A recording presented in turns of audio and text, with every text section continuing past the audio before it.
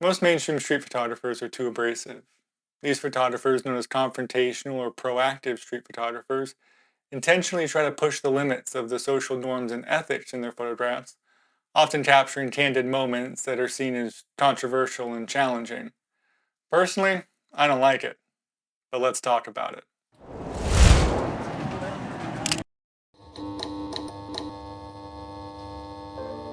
So I'm not just going to talk about my hatred of Bruce Gilden in this entire video. What I want to do in this video is talk about the different types of street photography to help you figure out what camp you fall into and honestly help myself figure out what camp I fall into. Also, we're going to be doing this entire video from my desk because it was leg day and my allergies aren't great, so we're just going to stay right here.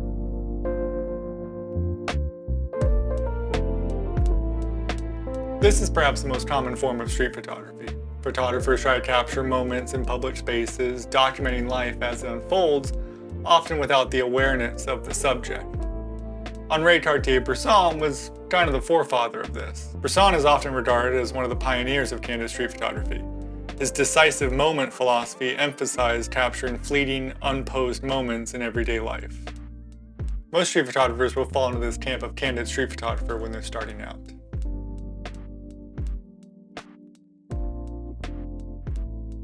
Some street photographers focus on capturing portraits of people that they meet on the streets.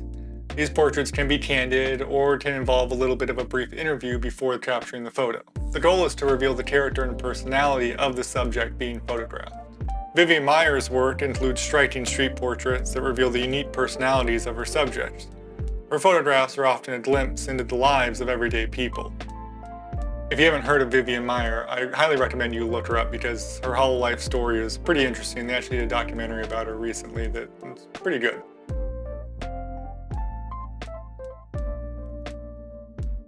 Documentary street photographers use their work to tell stories about a particular place, community, or social issue.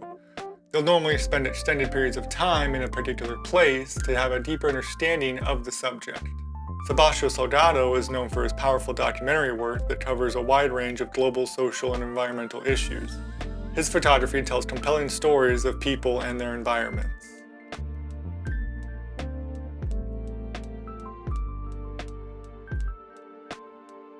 This style of photography emphasizes the urban environment more so than the individuals within it. Photographers capture cityscapes, architecture, and the geometry of the environment. It often involves an exploration of patterns, lines, and shapes.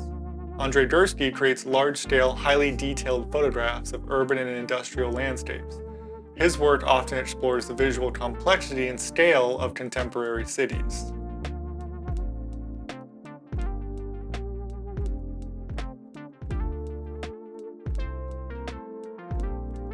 Abstract street photographers focus on capturing unconventional or distorted perspectives of urban spaces. They use composition and techniques like multiple exposure or intentional camera movements to create these abstract images. Ernest Haas is known for his innovative use of color and abstraction in street photography. He created visually stunning and unconventional images that often blur the line between reality and abstraction.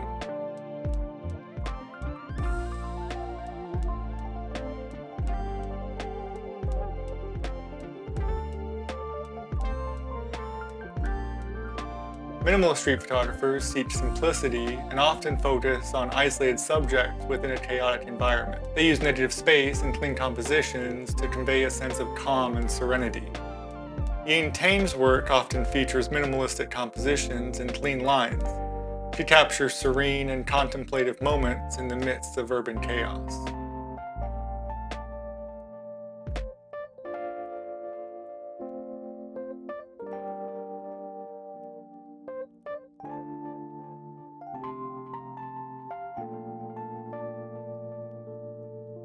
Conceptual street photographers incorporate concepts or themes into their work. They use street photography as a medium to explore ideas, symbolism, or metaphors related to society. Alexei Tidorenko's work incorporates long exposures and unique techniques to convey conceptual themes and emotions in the context of city life.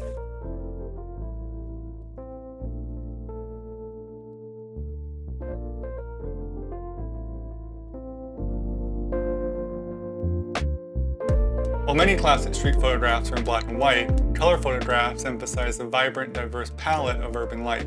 Photographers work with color contrasts and unique aesthetics in different locations. Joel Meyerowitz is known for his vibrant color street photography. His images capture the energy and diversity of city life through a colorful lens.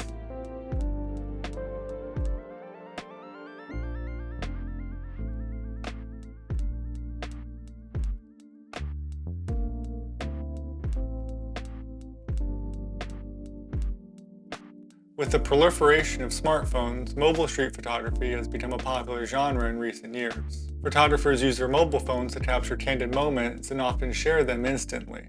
Eric Kim is a prominent mobile street photographer known for his prolific use of smartphones to capture candid moments in urban settings.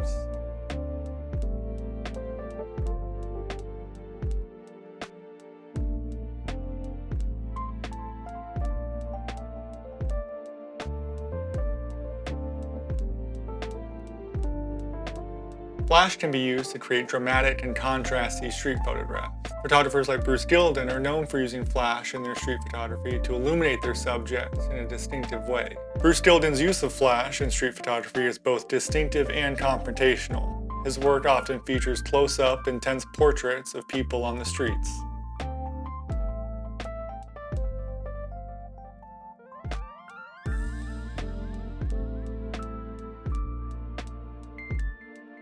This style of photography involves capturing urban scenes at night, often utilizing artificial light and long exposures to create moody and atmospheric images.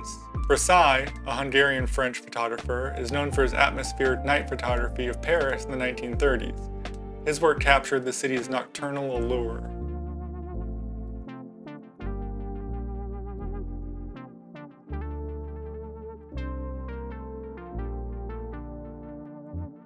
I believe I fall into the documentary camp of street photography because I prefer to shoot scenes that tell a story rather than individual people. And this is where my disdain of Bruce Gilden comes from.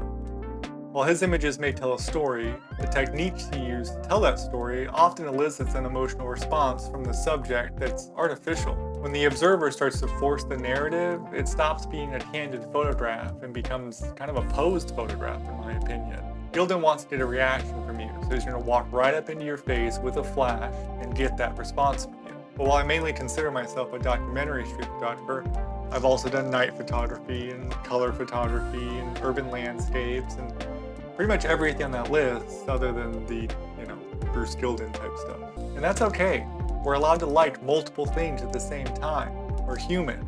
And we can try multiple different techniques in street photography at the same time. The jack-of-all-trades mentality has been disappearing lately as people want to be known as that person who does that specific thing. The only that person I want to be known as is that person with his camera, regardless of what kind of photography I'm making with that camera. Because by being known as that person, that's how you get stuck into a box. Because as we continue to do street photography, our style will change. And maybe it won't even be street photography anymore. Honestly, half the photographs I take are looking out my back window photographing birds because that's just how old I'm getting, I guess. It comes for all of us. And honestly, eventually I probably will try flash street photography in the controversial stylings of Bruce Gilden, and then I'll probably change my mind on the subject. And that's okay. We evolve, we try new things, we get better. The one thing we can't do is stop. We can never stop photographing. So thanks for watching this video. I hope it was informative, if not entertaining. And as always, I'll see you next time, and happy shooting.